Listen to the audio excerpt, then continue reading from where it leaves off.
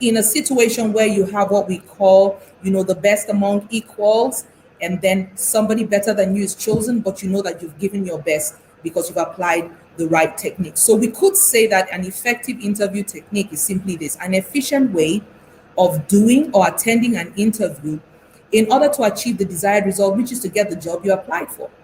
When you're applying for a job, the hope is that you will get the job.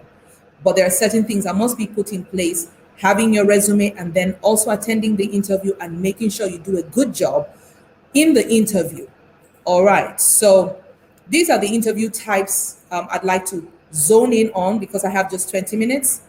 The physical interview, your telephone interview, and your virtual interview. But I'll pay more attention to the physical and the virtual, and maybe a little stronger also on the virtual because we're in the new normal. And in the new normal, ordinarily post-COVID, a conference like this will be held in a physical location.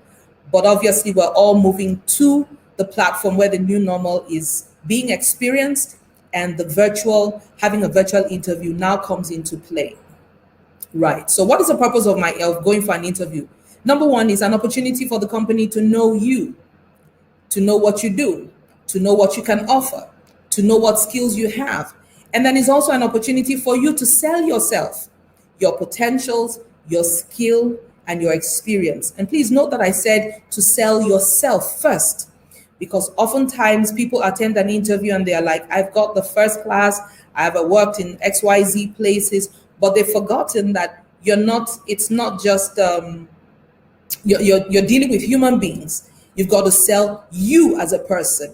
You've got to sell who you are, and then you can tell me about your potentials and your skills and your experience. It's been said that people don't care how much you know until they know how much you care. And in caring for them, it means you're going to sell yourself to them in such a way that they would appreciate your person. Then they now want to know what you can offer.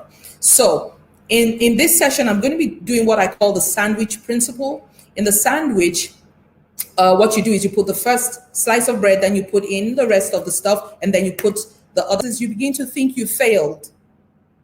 You might not have failed.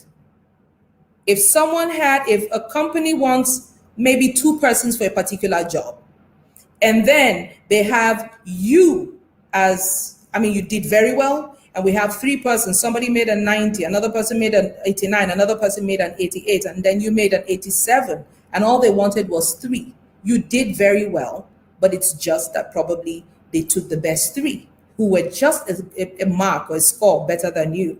So don't start by thinking I didn't do well.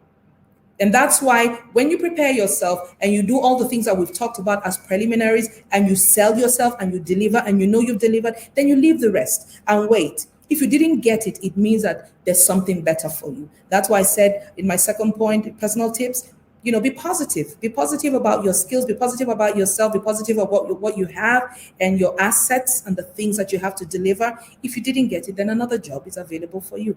Keep trying, keep applying until you get the job that suits you.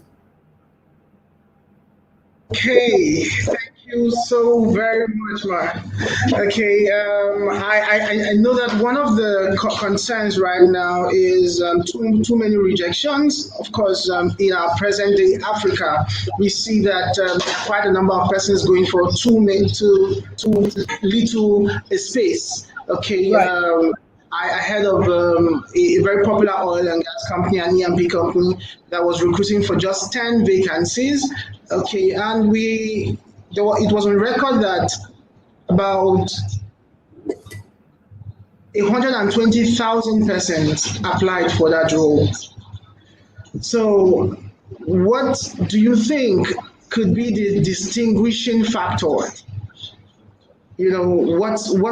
can I do right that is not commonplace knowledge to be able to give me an edge somewhat, so that I could be able to have some competitive advantage? There's something we call the extra mile. That's one. Number 2 is being able to, aside selling what you have, listen, every organization is looking for a problem solver.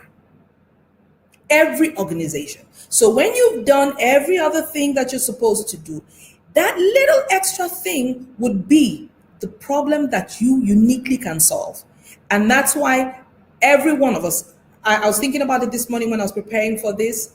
Every single human being has something that you can offer to solve a problem of another person. So if you do your research well at the beginning, if you do your research well and understand the company's pain point, when you're done with your interview, most often they would ask you, do you have something to say? You can add that as an addendum, as an addition. That also, aside this, I also observed that you might need XYZ, and I'm willing to help there if you ever need it. And if I do come into the company, I'll be willing to help in that direction. You've given them another window just in case you don't get the one you're looking for. You've said to them, I noticed that there's another area you have a need, and I'm available to meet that need. You'd be shocked. They could call you for both.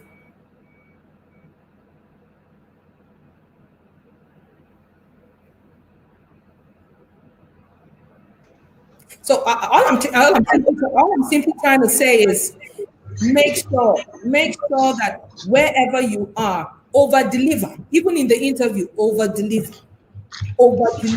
That's what, because there are many professionals out there. There are the competition generally is very high.